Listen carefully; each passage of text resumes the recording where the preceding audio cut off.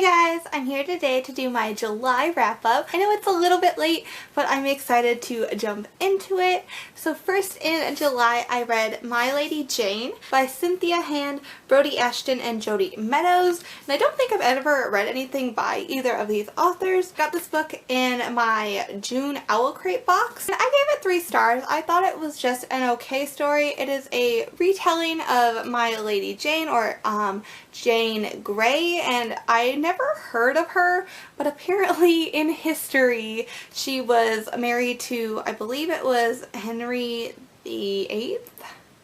I don't know.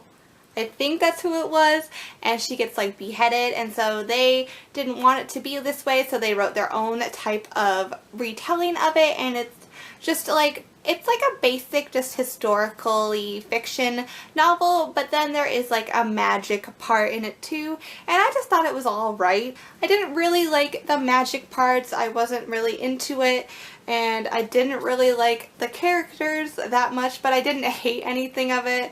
It was just an alright read. Then I read Challenger Deep by Neal Shusterman. Neal Shusterman is the author of my like all-time favorite book, Full Tilt, so I really wanted to read something else by him because I've read some other books that I didn't really like, and this one was again okay. I gave it 3 stars. It's about a boy named Caden, and he is kind of just not like popular, but you know, he does okay in school. You know, he has no complaints really, but then one day he just kind of starts daydreaming, and he daydreams about being on a pirate ship, and then he kind of can't remember like what's real, what's his dreams. They all kind of just interact with each other, and you find out, you know, some secrets about Caden, and it was just alright for me. I didn't really like any of the characters. The plot was like, you know, okay, but there was like an added love interest that didn't need to be there, and so again, just gave it 3 stars. Wouldn't really recommend it, but didn't hate it. I read The Unexpected Everything by Morgan Matson. I love most of Morgan Matson's work. This is probably the worst one I read. It was just very long and very predictable. Nothing special about it. It was just a contemporary love story. It's about a girl whose father is in politics, and like a scandal happens, so he gets out of it, and she's supposed to go on like a summer intern, but she doesn't get accepted to it, so she starts walking dogs as a job, and she meets a boy, and you know, that's about it. It has a lot of like friendship in it too, but I don't know, I didn't think the friends were very nice to each other. There's lots of secrets. It was very predictable secrets of what was going to happen, in my opinion. So I don't know, it was just kind of a letdown. Very long story. It took a really long time for me to get through, and I just wasn't enjoying it at all the whole time I was reading it, so again, just a 3-star book. On audiobook, I listened to Scarlet, which is number 2 in the Lunar Chronicles series. It was okay. I gave this one, I believe, a 4 stars. I liked it way more than Cinder.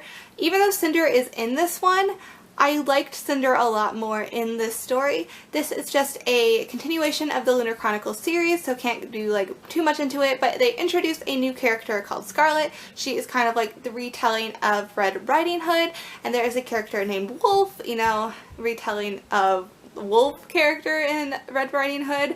And then Cinder is like in a prison, and you meet a character named Thorn, who I'm not sure who he's supposed to be like a retelling character of. Maybe he's maybe it's not one, but I really liked Thorn and Cinder's interactions, and I really liked Wolf and Scarlet's interactions, so this one was a lot more enjoyable than Cinder. And finally in July, I read The Crown by Kiera Cass.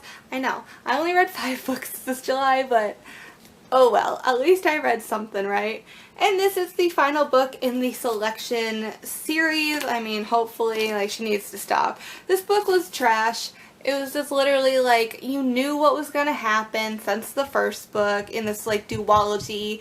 Like, I knew what was gonna happen at the end, but I still loved it because I love the Selection. Like, I love this type of, I don't know why, it's so bad, but it's kind of like a bachelor reality show, dystopian, and I just like live for this kind of world, and I just enjoyed it so much even though I knew I shouldn't. I gave it 4 stars. It's not a 4-star book. It's probably like a 2-star book, you know, if you are looking for depth and character and all of that, But in my enjoyability of it, I gave it 4 stars. I love it. I give the series overall probably a 4 stars just in the like enjoyability factor. Yeah, it's not like any deep meaning or anything to these books. They're just really enjoyable reads.